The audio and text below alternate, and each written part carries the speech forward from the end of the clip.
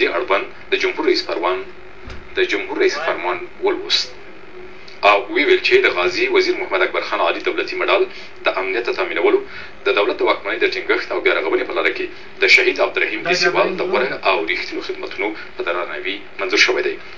د غزني ولایت د اندړ ولسوالۍ پخوانی ولسوال شهید عبدالرحیم دیسیوال تروریستانو لخوا چې د هېواد د سولې دښمنان دي د روان کال د لندۍ د میاشتې په 11 نیټه شهید کړی شو.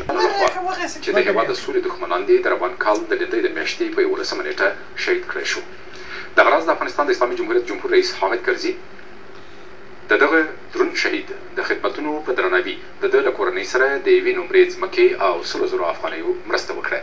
د یادونې وړ ده چې د سیمه ییزو ارګانونو د خپلواکې ادارې رئیس جیلاني پوپل هم د شهید عبدالرحیم دیسیوال له کورنۍ سره د یوې اندازې پیسو مرسته کړې ده.